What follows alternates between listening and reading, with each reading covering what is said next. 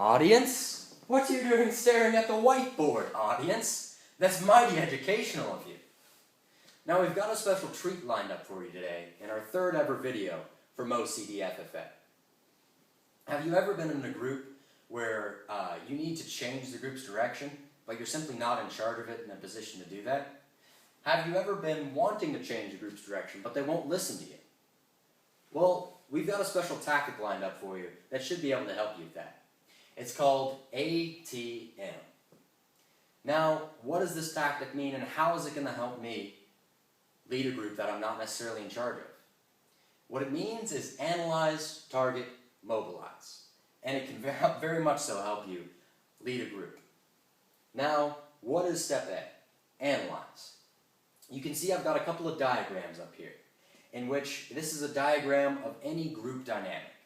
These squares represent an FFA chapter, a community group, anything essentially, all the way from something big like the nation, down to a small, simple little conversation circle. Now, you can see there are people within this group. These numbers are representative of individuals. You can see they've all got their own different direction. This is the beginning of the group. These numbers represent that individual's natural leadership ability. 1 being the worst and 10 being the best. You've got several there, and they're all going in their own different directions. Now, you can see that the natural leader here, the strongest leader, is headed towards this goal. Him or her. So you come over here to the afterwards, and after a little time has progressed in the group aligns with the strongest leader's goal. Everyone gets on his or her page. And I think that makes sense for you guys, you know. Everyone tends to align with the leadership page. People tend to take after your leaders. If your officer team's goofy, then your chapter can be a little goofy at times. But if you're nice and professional, your chapter tends to reflect that. So, we've analyzed. We've come up with the group dynamic. This may be our chapter, it may be a conversation circle, maybe a community group. All of the individuals are headed towards this goal. But what if we determine in our analyzation step that this goal is no good? If it is fine, then fine, let it go. Everything's going according to plan. But what if that group or that goal means bankruptcy for your chapter? What if it means something bad? What if it's doom, impending doom that they're headed towards? We need to change that. But we can't be the boy who cried wolf here and essentially just throw up our arms. Because people are tending to stick with this leader here. I mean, after all, he's a lot stronger leader. He or her is a lot stronger leader than the people around him. So what do? We have to target this individual. We have to change this individual's mind away from the goal that we think is not very good towards a goal that is much better. Sorry about that. So we need to change this individual's direction. Over here. So how do we do that? We do that in the third step. Mobilize. We've got a couple of M tactics, I like to call them up here. The first one would be leading by example. Now, this one is particularly good if you're a high-level leader. If you're the 7, if you're the 10, you can just set your own course. And things will progress naturally like they did between the before and after. But if you're a low-level leader, this is not necessarily your best course of action. You can facilitate, or facilitation I like to call it. This is kind of like Inception. This is where you simply go in and you make the leader think the idea to go your direction came from them themselves. Now, this may seem pretty hard. I mean, in the movie Inception, they went into someone's dreams. I mean, we don't have that technology. How can you make someone think the idea came from themselves? How can you incept that idea in their mind? Now, this is actually a pretty common tactic used by area officers, state officers, and national officers. And it's really not that hard to do. To teach you guys this, I've got a little bit of example. Now, I had to teach a lesson to a friend of mine. This friend had beaten me at district soil and water public speaking. So she progressed on to state. I fully expected her to win. I read her speech. I knew how good she was. She was gonna win.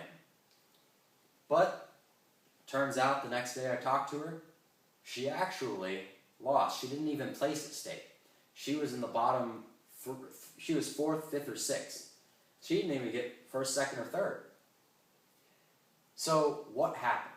She came to me and she told me that these kids that she went up against were scary good. That they were just incredibly good. That she couldn't even fathom them being that good. Now, the way she was talking, I figured that she might have gone in there a little overconfident. So, how did I facilitate that message to her? That she needs to change her direction and be humble for herself, not go in there overconfident, not go in there arrogant. I facilitated that message to her. It's really not that hard. The way I did this was I shared a little story with her.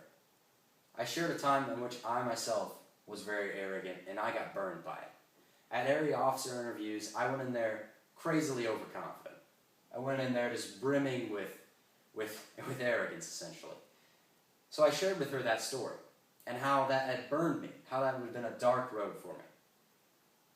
And come to know it, the next day, she went off that day like, oh, it was just another conversation. But come to know it, the next day, she came to me and she's like, you know what? I think I know what happened in state. I think I was overconfident.